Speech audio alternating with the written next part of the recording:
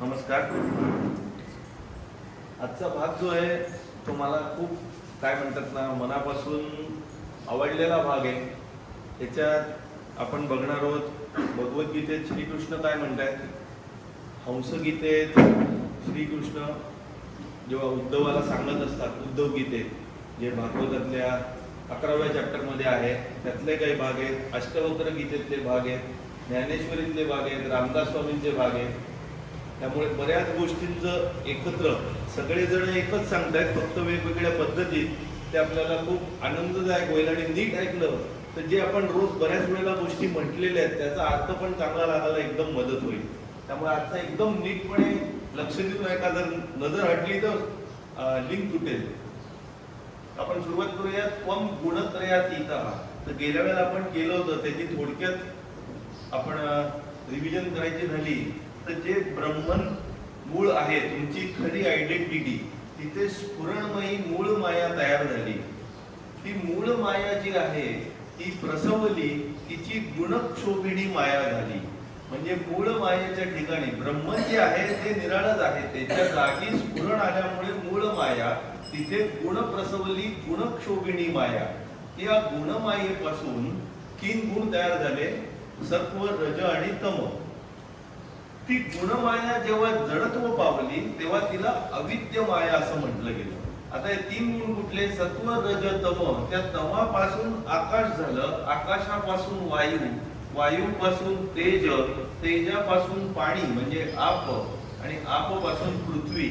पाण्याला जीवन असं पण म्हणतात. तर पाण्यापासून तयार झाल्या 84 लक्ष योनी. आपल्या शरीरात देखील 70% पाणीच आहे, त्याच्यावर आपण गेल्या वेळेला अजून बोललो होतो.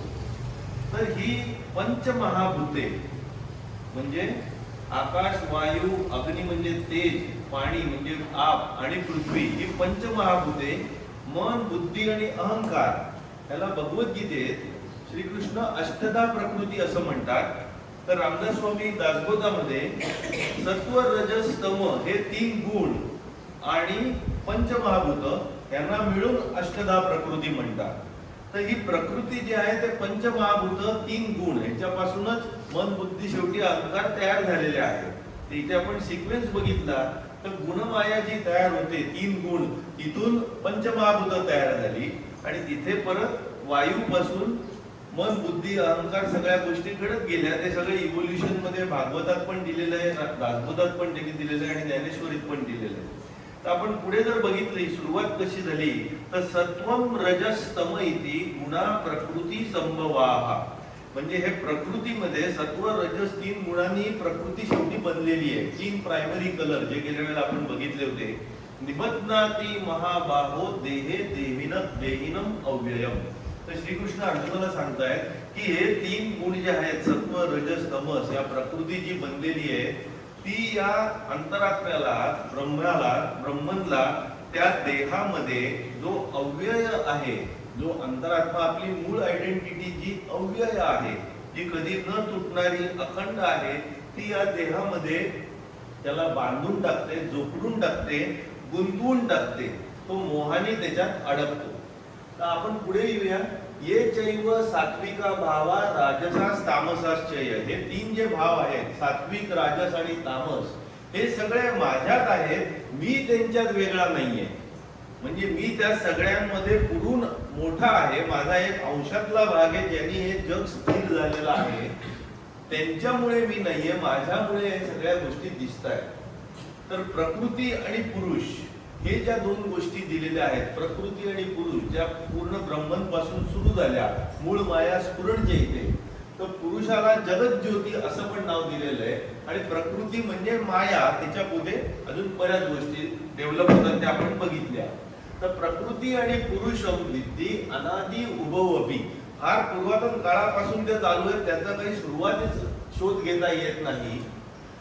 विकारांश्च गुणश्चैव विद्धी प्रकृती संभवान. जे विकार आणि गुण तयार होतात ते प्रकृतीपासून तयार होतात, जे आपण बघितलं.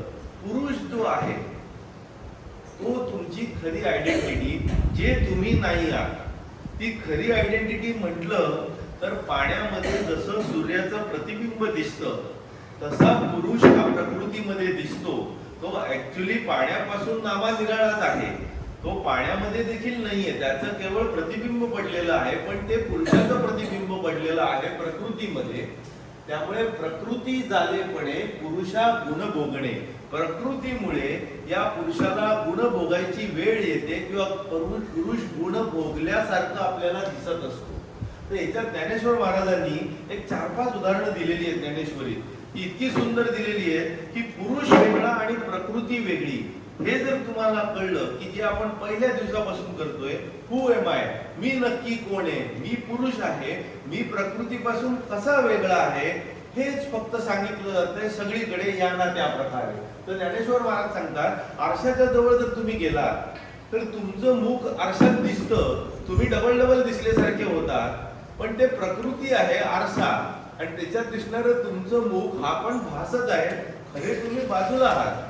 जी मुंड बघून दिसतात गोष्ट आहे, एक पक्षी वरती बसलाय, खालती बसलाय, आणि तो उडत वरती जातो आणि लक्षात येतं मी नाहीच, मी त्याचं केवळ प्रतिबिंब आहे, असा तो भाग आहे. तर दर्पणाची या जवळिका तुझेपण जैसे ये मुख का कुंकते स्फटिका लोहित्व ये. म्हणजे स्फटिक म्हणजे क्रिस्टल आहे. त्या क्रिस्टलच्या जवळ जर कुंकू लालपणा गेला तर तो क्रिस्टल लालसर दिसायला लागतो. ऍक्च्युली तो लाल झालाय का? नाही, त्या कुंकवामुळे त्या स्फटिकाला लालसरपणा आलाय.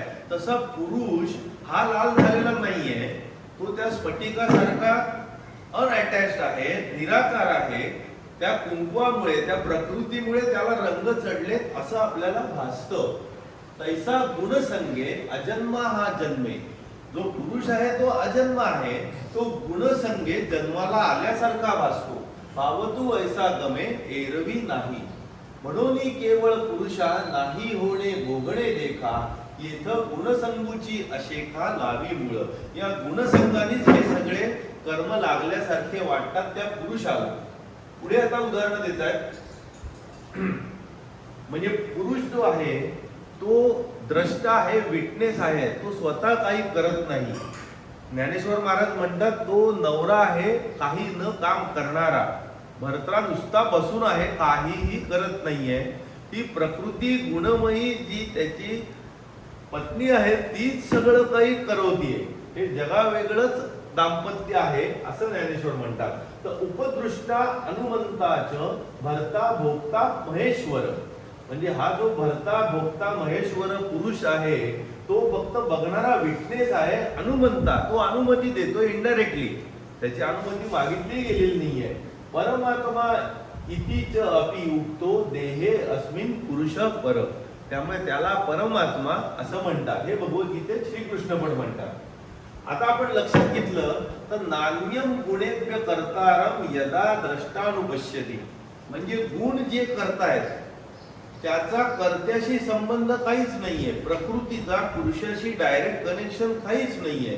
ती दूरच आहे. तुमचं मुख आरशापासून दूर आहे, तो स्फटिक त्या कुंकवापासून दूर आहे, परंतु करतोय असं वाटतंय. म्हणजे ते करतंय कोण? सगळं गुण.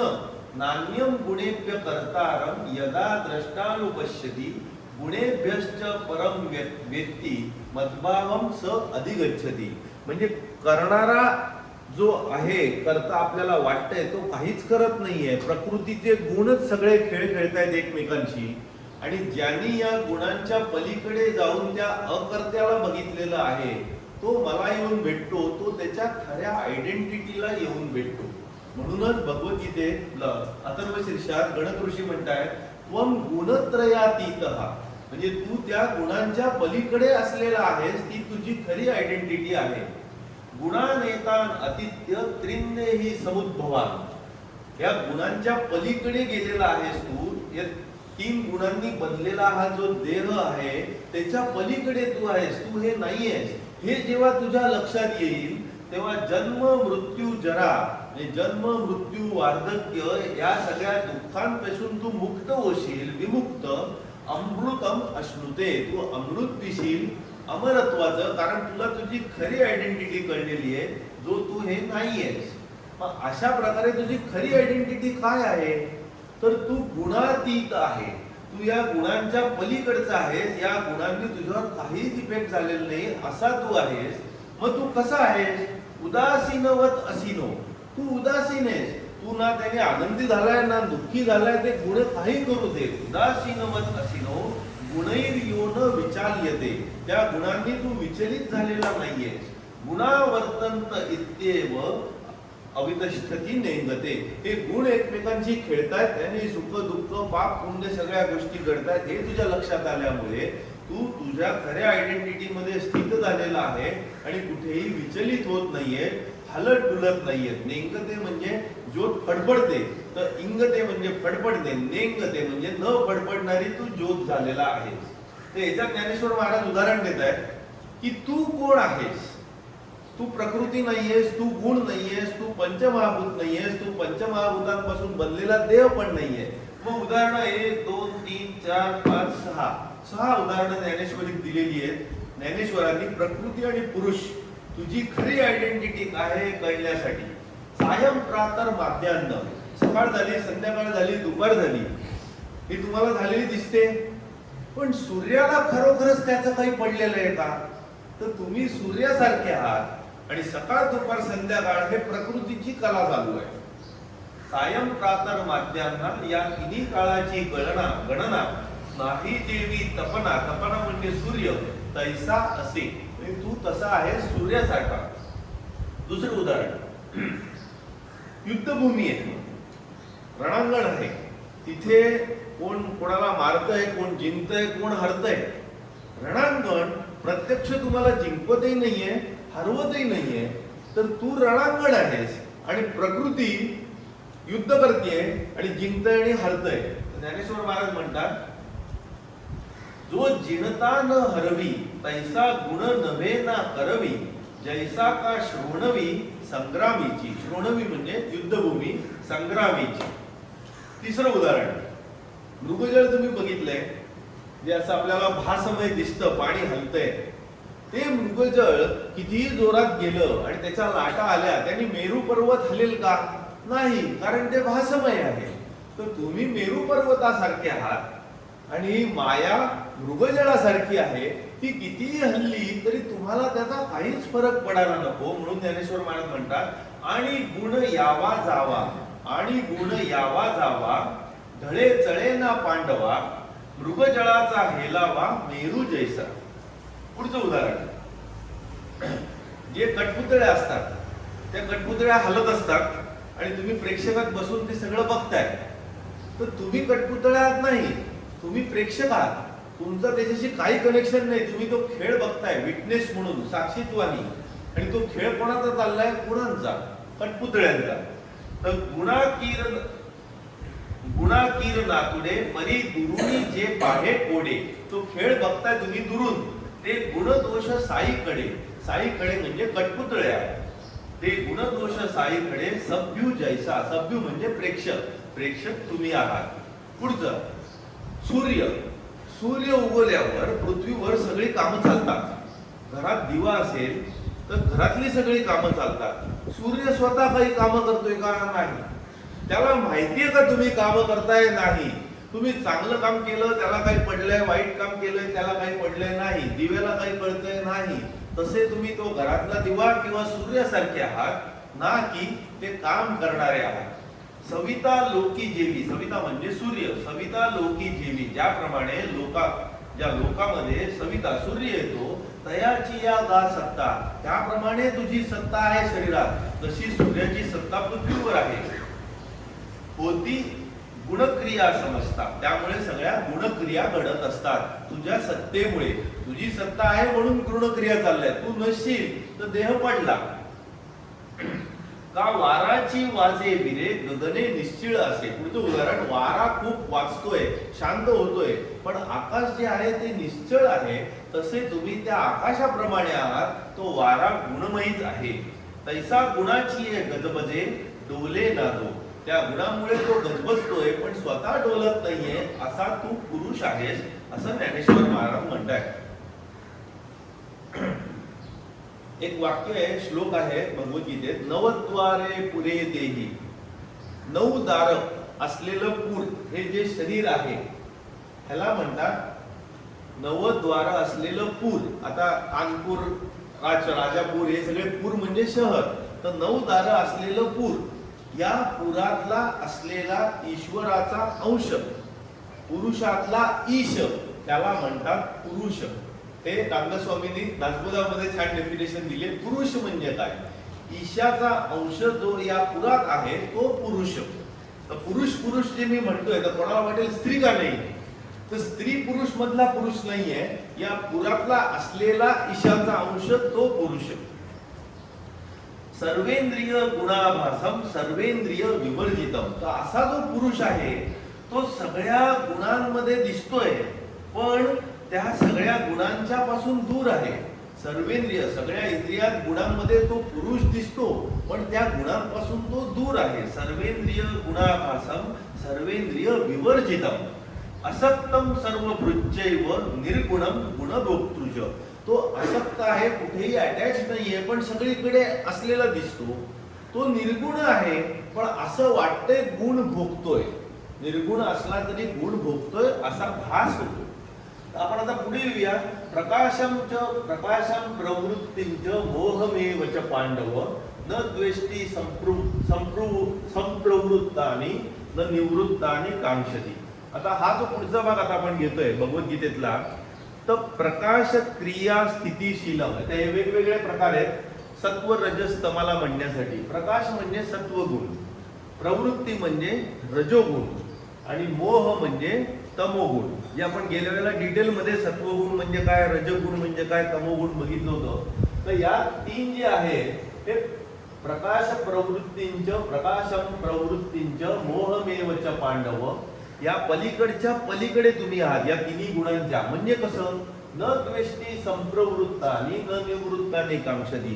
जे काम करतायत त्यांच्याबद्दल तुम्ही अटॅच पण नाही आहात, आणि कोणी नाही करत आहे त्याच्याबद्दल तुम्ही दुःखी नाही आहात, कारण तुम्ही गुणातीत आहात, तुम्ही सगळ्याच्या पलीकडे आहात. मग गुणातीत म्हणजे जो आहे, जो गुणांच्या पलीकडे आहे, तो समत्व बुद्धीने सगळ्याकडे बघतोय. काहीही असो त्याला फरकच पडत नाही, कारण त्याला त्याची खरी आयडेंटिटी कळली आहे की मी तो क्रिस्टल आहे जो त्या कुंकुवापासून दूर आहे. मी तो आरसा नाहीये, त्या आरशातलं प्रतिबिंब नाहीये, मी स्वतः बघणारा दुसरा आहे. मी सूर्य वेगळा आहे, पृथ्वीवर जे चालू आहे ते वेगळं आहे. मग तो कसा बघतोय? सम दुःख सुख स्वस्थ, दुःखात सुखात तो समत्वानी बघतोय. सम लोष्टाश्म कांचन, लोष्ट अश्म कांचन. लोष्ट म्हणजे चिखल, अश्म म्हणजे खडक, कांचन म्हणजे सोनं. या सगळीकडे तो सेम भावाने बघतोय. तुल्य प्रिया प्रियो धीर, प्रिय असो अप्रिय असो तो सेम धीराने सगळ्या गोष्टी करतोय. तुल्य निंदात्म संस्तुती, कोणी निंदा करा किंवा स्तुती करा त्याच्याही तो पलीकडे. मानापमान योस तुल्य, मान असो अपमान असो त्याच्या पलीकडे आहे. तुल्य मित्रारी पक्ष योगो, मित्र असो अरी, अरी म्हणजे शत्रू, त्याच्या पलीकडे तो आहे. तो सगळ्यांची तो सेमच वागतोय, कारण तो गुणातीत आहे. सर्वारंभ परित्यागी, म्हणजे सगळ्या कामात सुरुवातीपासूनच त्यांनी अंग काढून घेतलेलं आहे, कारण गुणच काम करतायत. मी स्वतः काम करत नाहीये त्याच्या लक्षात आलंय. म्हणून सर्वारंभ परित्यागी गुणातीत स उच्यते. हे भगवद्गीतेत पण श्रीकृष्ण सांगतात, गुणातीत म्हणतात त्या खऱ्या पुरुषाला. मग प्रकृती हेच सगळं कर्म करतेय. कर्म जे घडतंय ते तुम्ही आणि जी खरी आपली आयडेंटिटी आहे ती फक्त बघणार आहे, साक्षीत्व आहे, प्रेक्षक आहे. आपण काहीच करत नाही आहोत. मग करतंय कोण? करतंय प्रकृती.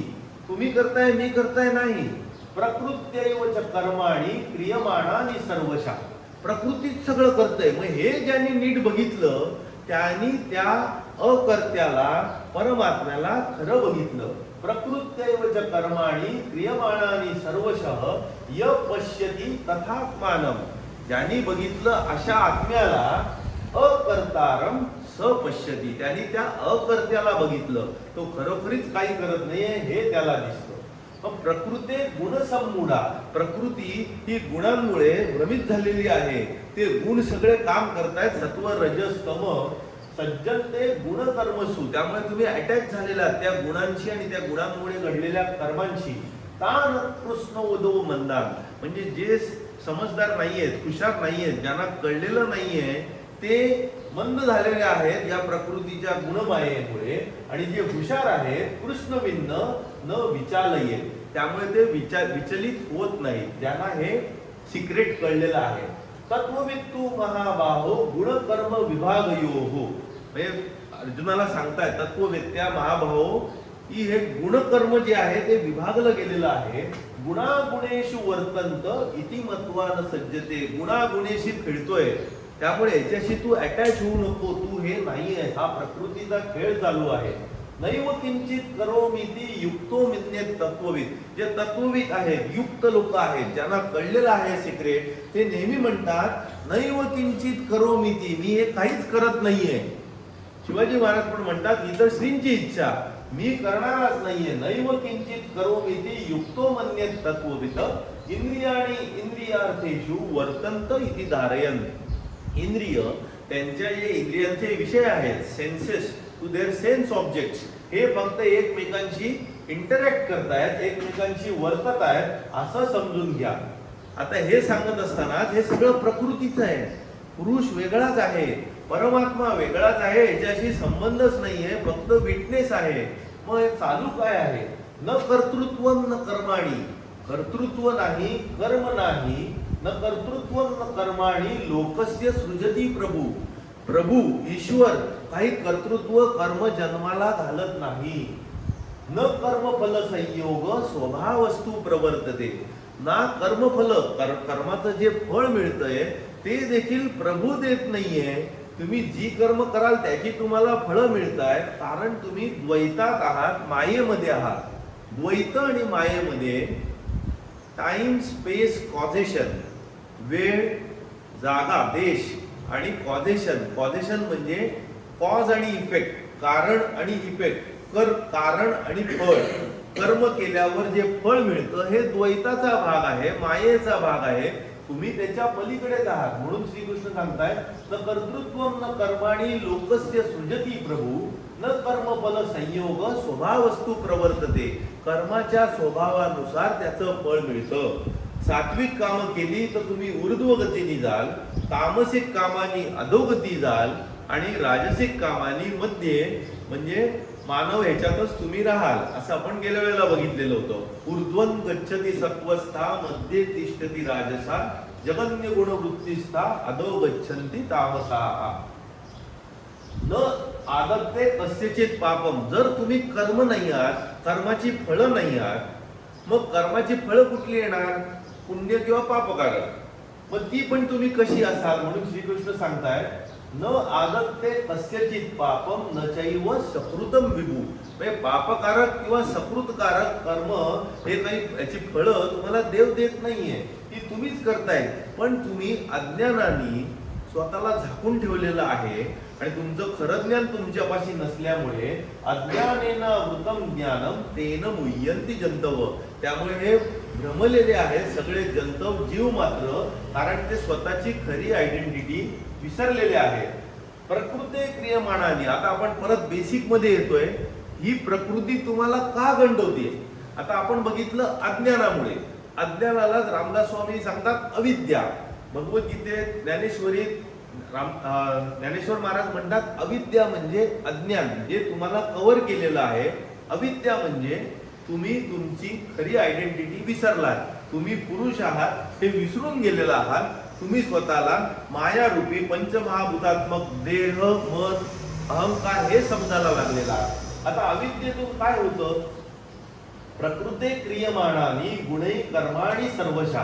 प्रकृतीत गुणच सगळं काही करताय, तुम्ही काहीच करत नाही आहात, तुम्ही फक्त विटनेस आहात. पण अहंकार विमूढात्मा कर्ता अहम इति मन्यते. अहंकाराने हा अंतरात्मा विमूढ झालेला आहे, भ्रमलेला आहे. तो स्वतःला करता समजायला लागलेला आहे की मीच हे सगळं करतोय. रामदास स्वामी पूर्ण दासबोध झाल्यानंतर सांगताय हे सगळे जगदीश्वराचे करणे, तर कवित्वे माझे कुठून? तेही हे म्हणतात की हे सगळं प्रकृतीतच आहे, मी नामा निराळाच आहे.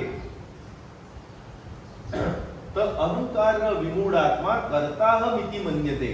आता हंसगीतेत श्रीकृष्ण परत हेच वेगळ्या भाषेत सांगतायत. अहम इति अन्यथा बुद्धी. अहम म्हणजे अहंकार, ही अन्य बुद्धी जी तयार झाली, मीच अहम इति अन्यथा बुद्धी प्रमत्तस्य यथायुधी प्रमत्तस्य यथारुधी. त्यामुळे हृदयात ही जी भावना निर्माण झाली अहमपणाची, इथे काय झालं, उत्सर्पती रजोघोरम. त्यामुळे रजोगुण तयार झाला. हा रजोगुण घोर म्हणजे फार त्रासदायक तयार झाला. ततो वैकारिकम मन. त्यामुळे मन वैकारिक बनलं. मी अहम, मैं अहम था वही वहम था. ते हे जे गडबड झाली ते रजोगुण तयार झाला. रजोयुक्तस्य मनसः संकल्प सविकल्प. मग संकल्प विकल्प सगळे निर्माण व्हायला लागले. रजोगुण तुमच्यात निर्माण झाल्यामुळे ततः कामो गुणध्यानात दुस्स्याति दुर्मते. त्यातून दुर्मतीही निर्माण झाली. भगवद्गीतेत श्रीकृष्ण सांगतात की ही जी सगळी गडबड आहे, हे राग द्वेष लोभ क्रोध हे होतात कुठून? काम एष क्रोध एष. काम म्हणजे इच्छा डिझायर. काम एष क्रोध एष रजोगुण समुद्भव. हे सगळं रजोगुणातून तयार होतो. काम एष क्रोध एष रजोगुण समुद्भव. हे महाशनो म्हणजे ऑल डिवरिंग, तुम्हाला फाडून काढणारा हा रजोगुण आहे. महाशनो महापापमा, तो महापापी आहे रजोगुण. महाशनो महापापमा विद्येन मिह वैरिणम.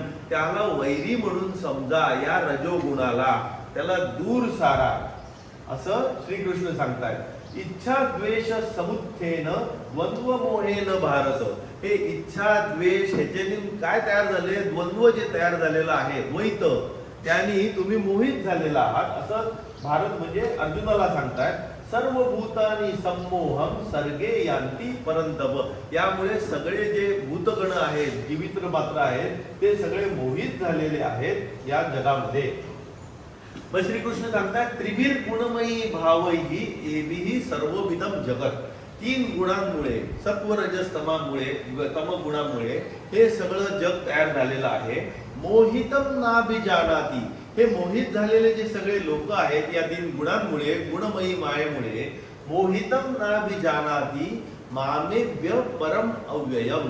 ते मोहित झाल्यामुळे स्वतःला ओळखत नाहीये की मी परमात्मा अव्यय असा आहे.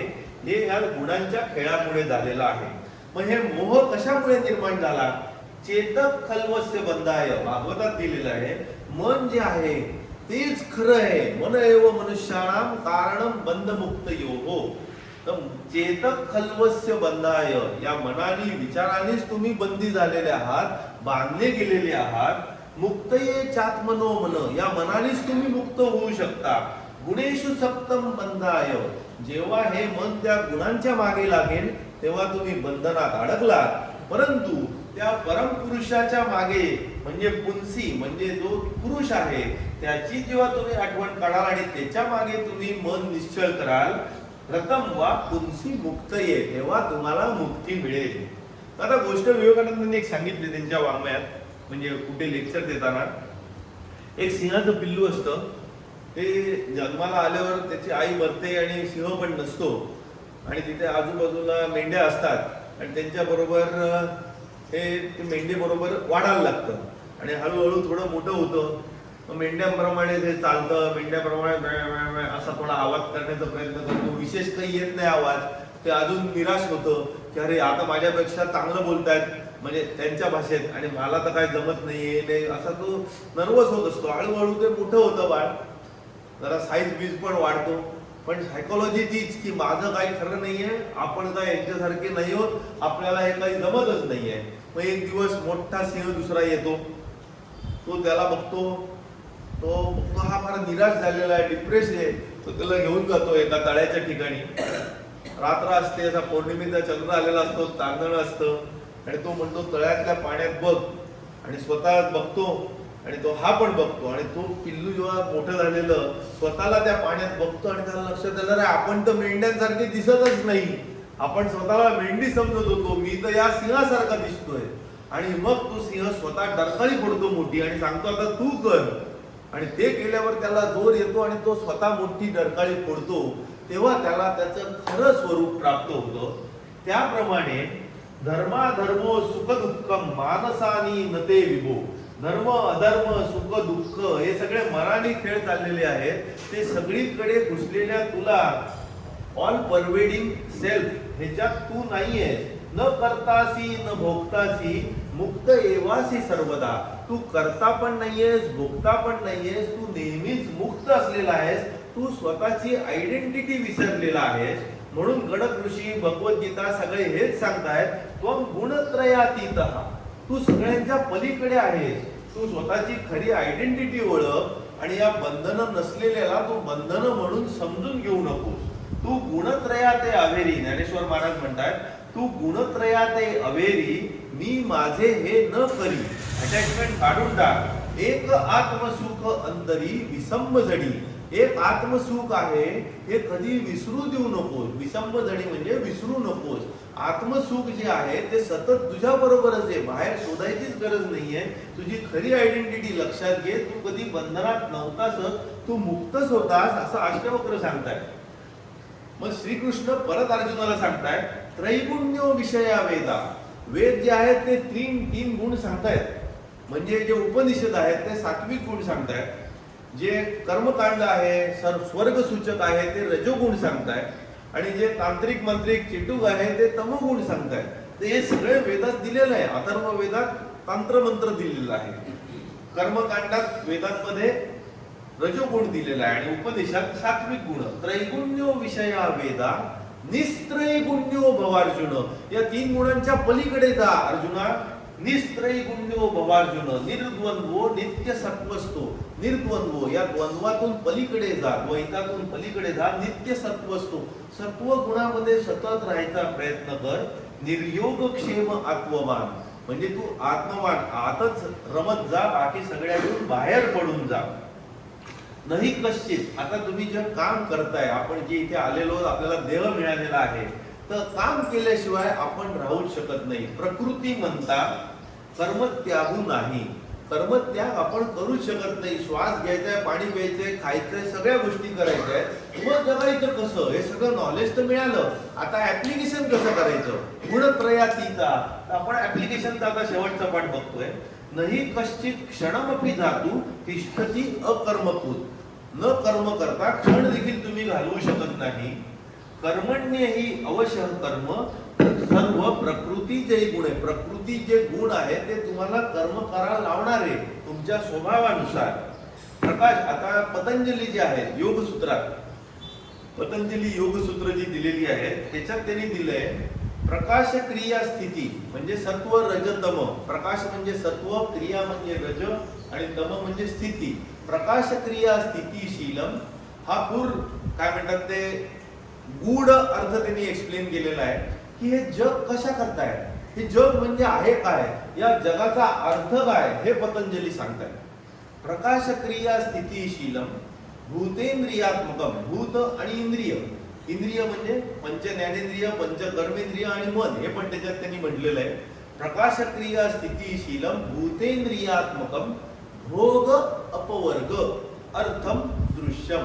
ह्या सगळ्याचा, या ज्या मायेचा भोग घ्या, त्या भोगापासून दूर व्हा, तो अर्थ समजून घ्या. भोग अपवर्ग त्याला दूर सारा. अर्थम दृश्यम या दृश्याचा अर्थ फक्त एवढाच आहे. तुम्ही कोणात? द्रष्टा. हे आहे दृश्य. तर पतंजली सांगतात द्रष्टा दृशी मात्र अपि. तो फक्त बघणारा आहे. प्रत्यय अनुपश्य. असं वाटतं की तो करतोय पण तो काही करत नाहीये.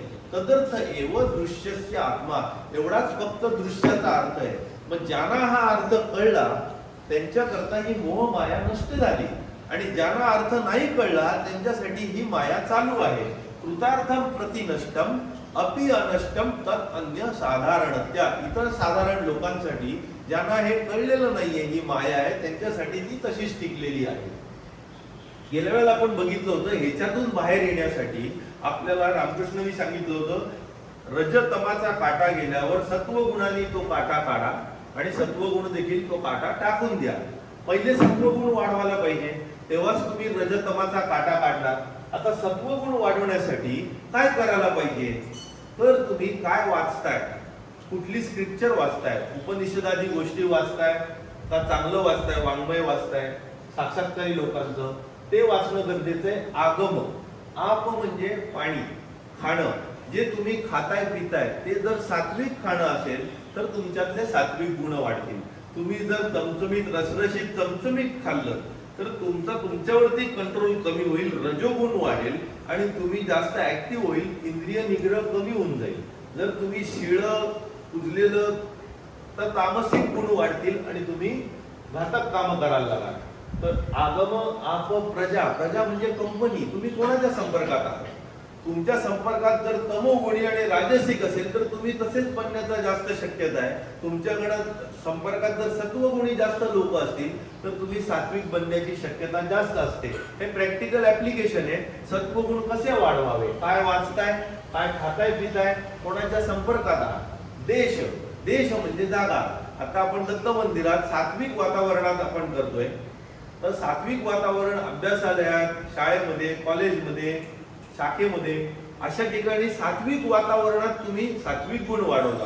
पण उद्या तुम्ही दारूच्या गुत्त्यात गेलात किंवा नको त्या ठिकाणी गेलात, जिथे जुगार चालू आहे आणि अजून काय काय गोष्टी चालू आहेत, तर तिथे तमोगुण रजसिक गुणच वाढणार, युद्धभूमीवर रजगुणच वाढणार.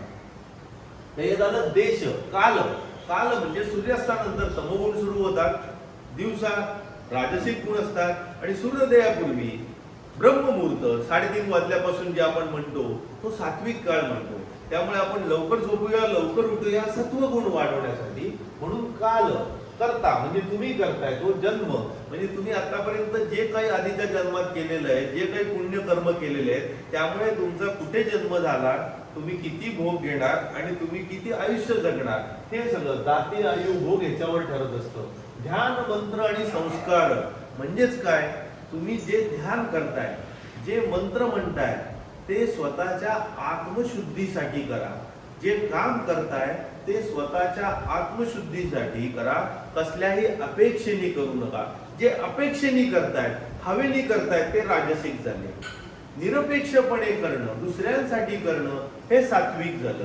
आणि जो स्वतःला हानी पोचवण्यासाठी किंवा दुसऱ्याला त्रास देण्यासाठी करतोय तो तामसिक झाला. ध्यान करतोय याचं वाईटच होऊ दे किंवा मंत्र म्हणतो की याचं काहीतरी बिघडूच दे, ते झाले तामसिक.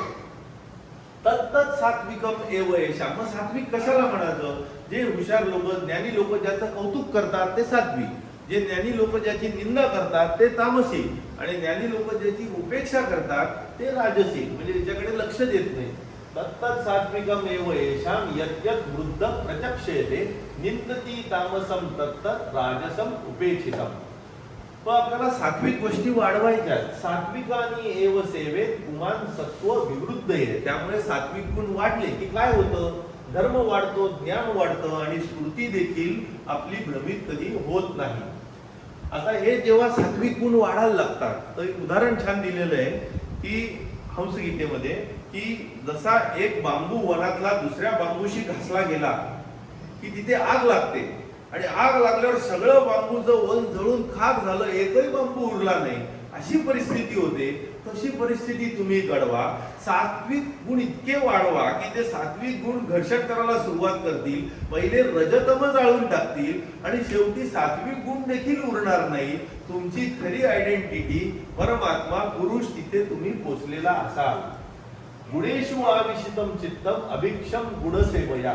आता चित्त, मन जे आहे ते गुणात गेलं की सारखं सारखं तुम्हाला गुणांचा हव्यास, विषय वासना वाढायला लागते की मला हे खायला पाहिजे, बघायला पाहिजे, मला हे प्यायला पाहिजे वगैरे. गुणाचं चित्त प्रभवा, हे गुण जे असतात ते मनावरती इफेक्ट करतात. मग याच्यातून बाहेर कसं पडायचं? मद्रूपम उभयम त्यजे. माझ्या अंगी, माझ्या ठिकाणी निष्ठा ठेवा आणि या दोन्ही गोष्टींना, गुणांना आणि मनाला त्यजून टाका, त्याग करा. गुणही संविष्ट तो देह. या गुणांनीच हा देह बनलेला आहे. पंचमहाभूत जी आहेत ती गुणांपासूनच आलेली आहेत, जे आपण इकडे बघितलं.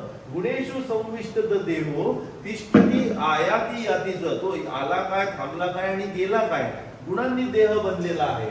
आत्मा जो तुमची खरी आयडेंटिटी आहे, आत्मा न गंता ना आगंता, तो आला पण नाहीये, गेला पण नाहीये. किम एवं अनुशोचची. मग दुःख का करतोय, तू वेगळाच आहेस. आता आपल्या ज्या 3 अवस्था आहेत, जागृत अवस्था, स्वप्न अवस्था किंवा सुषुप्ती अवस्था, या गुणांच्याच बनलेल्या आहेत. सुषुप्ती अवस्था तमोगुण, स्वप्न रजोगुण आणि जागृत अवस्था सत्वगुण असं म्हटलं गेलेलं आहे.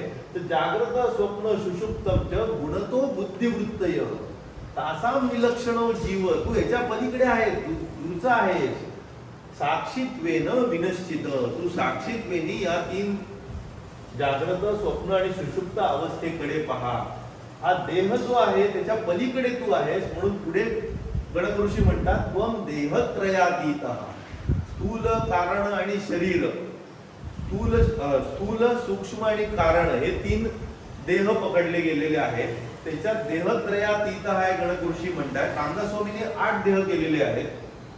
स्थूल सूक्ष्म कारण महाकारण विराट हिरण्यगर्भ अव्यक्त आणि मूळ माया असे 4 ब्रह्मांडीचे देह. पण या सगळ्यांच्या पलीकडे तू आहेस, कारण का सगळे देह प्रकृतीनेच बनलेले आहेत आणि तू प्रकृती नाहीयेस. मग तू कोण आहेस? त्रिगुण वृत्ती दृक्. त्रिगुण वृत्ती दृक् या त्रिगुणांनी जी वृत्ती बनली आहे त्या वृत्तीला जन्म देणारा तू आहेस. त्रिगुणांना देखील जन्म देणारा तूच आहेस. इंद्रियेश, तू या इंद्रियांचा ईश आहेस. सगळ्यांचा तू सत्ता तुझ्या हातात आहे हे लक्षात घे. मग ज्ञानेश्वर महाराज म्हणतात की हे जे कर्म बंधनं तुम्हाला लागलेली आहेत ती का लागलेली आहेत? कारण तुम्हाला हाव सुटलेली आहे 2 गोष्टींची. या गुणांचं तुम्हाला उपभोग घ्यायची हाव आहे आणि मीपणाची, मी केलं हे मनाची हाव आहे. म्हणून ज्ञानेश्वर महाराज म्हणतात कर्तृत्वाचा मधु आणि कर्मफलाचा आस्वादू. कर्तृत्वाचा मधु अहंकार, मी केलंय आणि कर्मफलाचा आस्वादू, जे केलंय त्याचं फळ मला भोगायचंय, मला तो आनंद घ्यायचा आहे, हा क्षणिक का होईना पण घ्यायचा आहे, ह्यालाच म्हणतात कर्मबंधू. मग याच्यातून बाहेर कसं पडायचं? तर छानपैकी ते सांगतात हे सगळं या देहाच्या अटॅचमेंटमुळे झालेलं आहे, जो तुम्ही नाहीचा. देह संग सोडा सगळं सुटेल. म्हणून ते म्हणतात हळो म्हणोनी फळी लागू सांडोनी देह संगू कर्म करावी चांगू निरोपू माझा. असं ज्ञानेश्वर महाराज म्हणतात की फळ देणारा हा जो देहसंग आहे तो सोडून द्या, कर्म चांगलीच करा, फळाची अपेक्षा न करता हा निरोप आहे माझा. अविद्येची या चिंधी, आता जो खेळ चालू आहे तो अविद्येची जी चिंधी आहे त्यांनी हा गुंडाळलेला आहे जीव बाहुलिया. खेळविते तिगुणिया अहंकार रज्जू. अहंकाराच्या धाग्यांनी या बाहुलीला 3 गुणांनी गुंडाळलेलं आहे आणि अविद्येची चिंधी बांधलेली आहे. त्यामुळे सगळा खेळ चालू आहे. तू याच्यापेक्षा नामा निराळा आहे. दैवी यशा गुणमयी. आता शेवटच्या भागात आपण येतोय या गुणांच्या. Surrender to God. देवाला शरण जा, तो सगळ्यातून तुम्हाला बाहेर काढेल. भक्ती योग. आता भक्ती म्हणजे काय, सरेंडर म्हणजे काय आणि शरण म्हणजे काय? जेव्हा मी हा अभ्यास करायला सुरुवात केली तेव्हा माझी भक्ती, सरेंडर, शरण ह्याच्याबद्दल व्याख्या खूप वेगळ्या होत्या. परंतु जेव्हा ज्ञानेश्वर महाराजांचं वाचायला सुरुवात केली आणि त्यांनी भक्ती म्हणजे काय, शरण म्हणजे काय सांगितलं, तेव्हा डोळेच उघडले की हे इतके काय म्हणतात ना सायंटिस्ट आहेत. म्हणजे त्याच्यात इतकं त्यांनी चपखल अभ्यास केलाय की कुठेही अंधश्रद्धेला स्कोपच नाहीये. ते आता मी सांगतोय तेव्हा तुम्हाला कळेल. हा सगळ्यात कळस आहे आजच्या टॉपिकचा. दैवी यशा गुणमयी मम माया दुरत्यया मामेव ये प्रपद्यन्ते मायामेतां तरन्ति ते. ही दैवी माया आहे, गुणमयी आहे. दैवी यशा गुणमयी मम माया दुरत्यया. तिच्यातून तरुण जाणं कठीणच आहे. मग कसं तरुण जायचं? मामेव ये प्रपद्यन्ते. जे मला शरण येतात, माझं भजतात, मला भजतात, त्यांना मी तरुण जायला मदत करतो. मायामेतां तरन्ति ते. मयी सर्वाणि कर्माणि संन्यस्याध्यात्म चेतसा. सगळी कर्म माझ्या ठाई ठेवून करा, माझ्या ठाई निष्ठा ठेवा आणि करा. निराशी निर्ममो भूत्वा. कुठलीही आशा अपेक्षा न करता, निराश नाही तर आशा अपेक्षा न ठेवता म्हणजे निराशी निर्ममो. म्हणजे हे माझं हे तुझं न करता युद्धस्य विगत जर. युद्धाला लागा. ज्वर अहंकाराचा ज्वर, अहंकाराचा ताप न ठेवता करा. आता येते भक्ती म्हणजे काय, जे एकदम प्राईम पॉइंट आहे. जे माझी आहे, पै माझी आहे सहज स्थिती. जेव्हा तुम्ही तुमच्या खऱ्या आयडेंटिटीच्या इकडे पुरुष परमात्मा तुम्ही स्वतःच आहात, इथे तुम्ही सहजपणे याल. कबीर म्हणतो सहज स्थिती. ज्ञानेश्वर महाराज म्हणतात, पै माझी सहज स्थिती भक्ती नाव, त्यालाच नाव भक्ती दिलेलं आहे. तर ही भक्ती जेव्हा तुम्ही करता तेव्हा सरेंडर कसं करायचं, तर 6 पॉइंटनी दिलेलं आहे हरिभक्ती विलास मध्ये सनातन गोस्वामींनी. अनुकूलस्य संकल्प, जे परमेश्वराच्या इच्छेप्रमाणे गोष्टी चालतायत ते अनुकूल आहेत ते करा. प्रतिकूलस्य वर्जनम, जे परमेश्वराच्या विरुद्ध आहे, देवाच्या विरुद्ध आहे, ते सगळं वर्ज करा.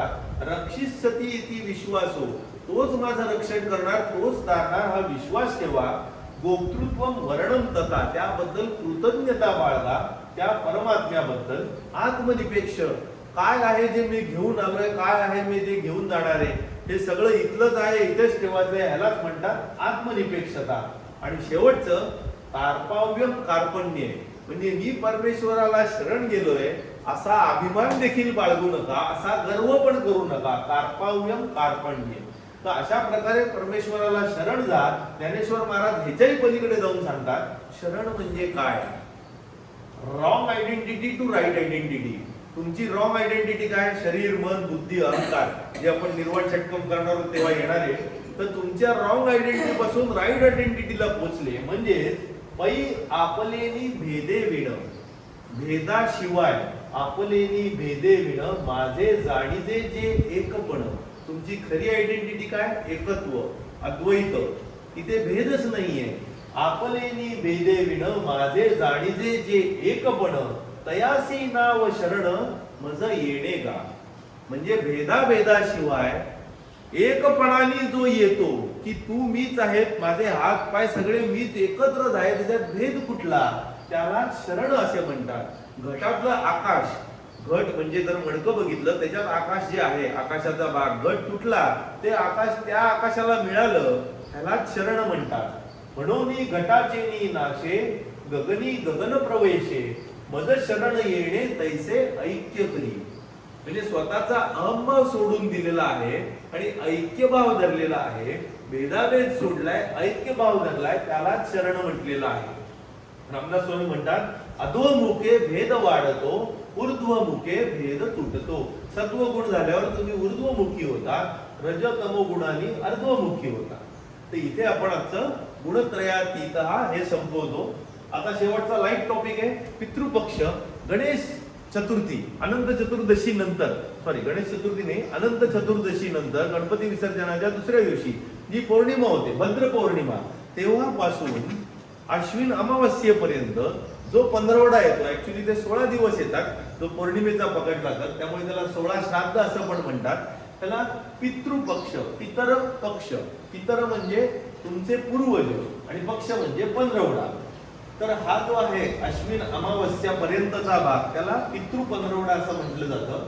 अश्विन अमावस्येला सर्व पित्री अमावस्या असं पण म्हणतात किंवा महालया असं म्हणतात. आता ह्याच्यात नक्की ऍस्ट्रोलॉजिकल काय घडतं?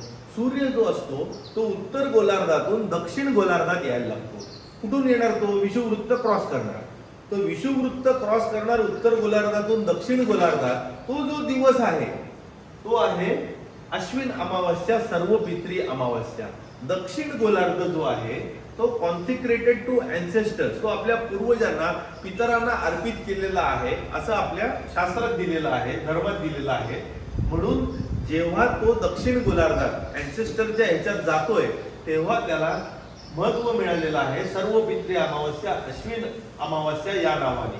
आता ह्याच्यात कन्यामधून तूळ राशीमध्ये जेव्हा सूर्य जातोय, सूर्य कन्या राशीमधून तूळ राशीमध्ये जातो, तेव्हा असं मानलं गेलेलं आहे पितर जी आहेत ती पृथ्वीवर येतात 1 महिना राहायला. हे नुसतंच हिंदू धर्मामध्ये नाहीये, जगातल्या बऱ्याच जाती धर्मामध्ये ही प्रथा आहे. बालीमध्ये तर असं आहे की या महिन्यात ते येतात आपल्या घरी, म्हणून तिथे बांबू त्याच्यावरती डिझाईन करून स्वागतासाठी त्यांची जय्यत तयारी असते त्या पितरांना येण्यासाठी. आपल्या गरुड पुराणामध्ये दिलेलं आहे की आपले जे 3 पूर्वज आहेत, म्हणजे वडील, वडिलांचे वडील आणि त्यांचे वडील, आजोबा आणि पणजोबा, इथपर्यंतच पित्र पकडली जातात. आणि ही पितृलोकात राहतात, स्वर्ग आणि पृथ्वीच्या मध्ये, असं गरुड पुराणात दिलेलं आहे मायथॉलॉजिकल. तर या पितृलोकाचा चालवणारा कोण? यम. तर या पितृलोकात हा गव्हर्निंग असतो. जेव्हा कर्णाचा मृत्यू होतो महाभारतामध्ये आणि तो जेव्हा स्वर्गात जातो तेव्हा तिथे त्याला भूक लागते आणि तो जे खायला हातात घेईल ते सोनं होतं.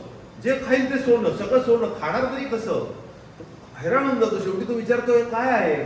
तो म्हणतो तू काही श्राद्ध वगैरे केलं नाही, त्यामुळे तुला खाणं काही येत नाही. तू तुझ्या पितरांना काही खायला बिला नैवेद्य वगैरे काही दाखवला नाही. तो म्हणतो खरं सांगू का, मला माझी पितरच माहिती नव्हतात, मला माझं पुत्रच माहिती नव्हतं. मी सुतपुत्र म्हणूनच म्हटलं गेलं. मग तेव्हा तो म्हणतो ठीक आहे, तू पृथ्वीवर जा 15 दिवस, सगळे श्राद्ध बिद्ध उरक आणि ये वरती. ते 15 दिवस पितृपंधरवडा म्हणून मानले जातात. अशी ती गोष्ट आहे. याच काळात या पितृपंधरवड्यात म्हणजे ही जी सर्व पित्री अमावस्या, अश्विन अमावस्या जी म्हटली जाते, जिथे पितृपंधरवडा संपतो, त्या दिवशी दुर्गा देवी, गॉडेस दुर्गा पृथ्वीवर उतरली असं मानलं जातं. आणि त्यामुळे त्या दिवसापासून देवी महात्म्य, चंडीचं, महिषासुरमर्दिनीचं रोज सकाळी वाचलं जातं. ते या पितृपंधरवड्यात. तर ही झाली गोष्ट पितृपंधरवड्याची. पुढच्या वेळेला आपण नवरात्रीचं घेऊया. आता आपण बसाय जाणारी आता शेवट.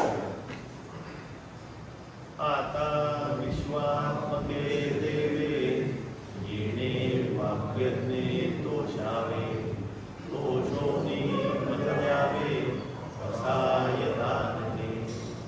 जे कळांची व्यंकटी सांडो, या सकर्मी रतिवाडो. भूता परस्पराकडो, मनिंद्र जीवाचे. दुरितांचे तिमिर जावो, विश्वस्वधर्मे